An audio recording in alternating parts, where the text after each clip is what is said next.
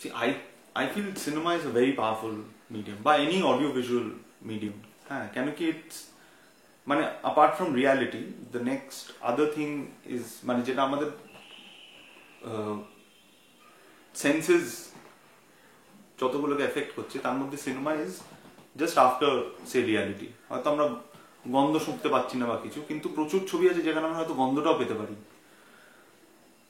So to exploit that power, I feel a very honest feeling is required to begin with.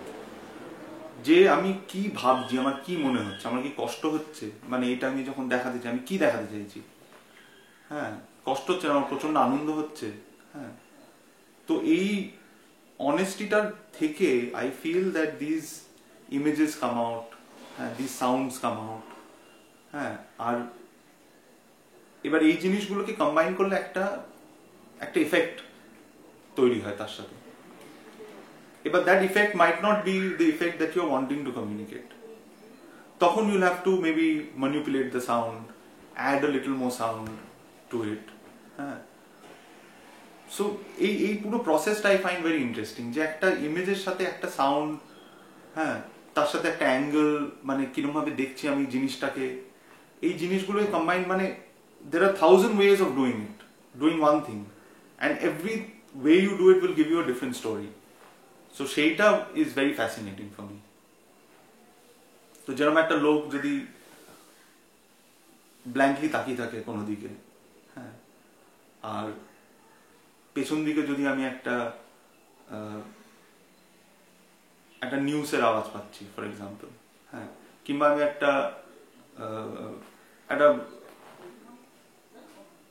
পুরোহিত হয়তো মন্ত্র করছে তার আওয়াজ পাচ্ছি, তারপর আমি হয়তো বলতে পারি যে আচ্ছা ঠিক, ও বোর হয়ে এদিকে তাকিয়ে আছে, ভালো লাগছে না শুনতে, ঠিক আছে। এবার হয়তো পুরোহিতের আওয়াজ আসছে না, পেছন দিকে আমি I can hear a couple making love, ঠিক আছে, তাহলে ও কেন তাকিয়ে আছে এদিকে? So these are things that are very interesting. বা পেছন দিকে হয়তো মারধরের আওয়াজ হচ্ছে, কিন্তু এই ব্ল্যাঙ্কলি তাকিয়ে আছে অন্যদিকে, কেন তাকিয়ে আছে ওইদিকে? So these are stories that you start to create.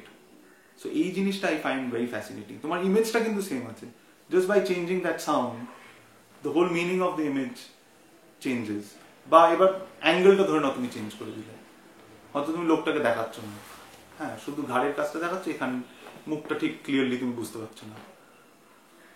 So these are all, so I find this very fascinating, মানে এটা খুবই একটা মজার ব্যাপার। আমার ছবিতে যেরকম প্রচুর জায়গায় হ্যাড রিটেন সাউন্ডস ফার্স্ট, তারপর আমি ইমেজ ক্রিয়েট করেছি টু কমপ্লিমেন্ট দ্যাট সাউন্ড। এবার প্রচুর জায়গায় আমি ইমেজ প্রথমে ক্রিয়েট করেছি, দেন অ্যাডেড দ্য সাউন্ডস। প্রচুর জায়গায় আমি অ্যাকশনটা প্রথমে ক্রিয়েট করেছি, প্রচুর জায়গায় হয়তো ইমোশনটা প্রথমে ক্রিয়েট করেছি, and then I had images and sound. But প্রচুর ছবির অংশে the sounds were there from before, had been written from before. তারপরে the image had been created, তারপর হয়তো the activity had been created.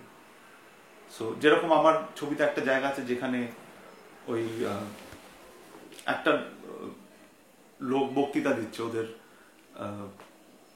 Workers union একজন মারা গেছে বলে, তো ওটা স্ক্রিপ্টে লেখা ছিল যে বক্তৃতা দিচ্ছে, কিন্তু তাকে আমরা দেখতে পাবো না। এবার সেটার সাথে আমরা কি করবো?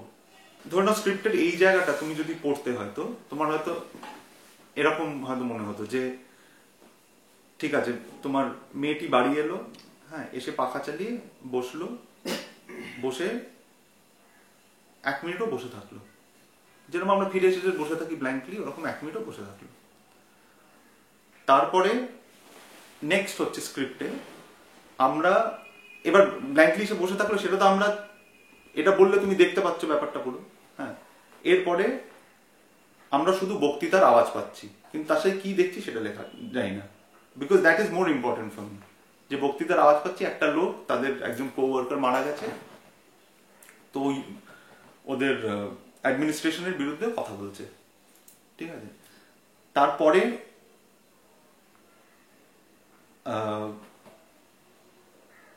আমি পাখার আওয়াজটা আবার পাচ্ছি আস্তে, ওটা আবার জোরে হয়ে গেল, এটা হলো স্ক্রিপ্ট।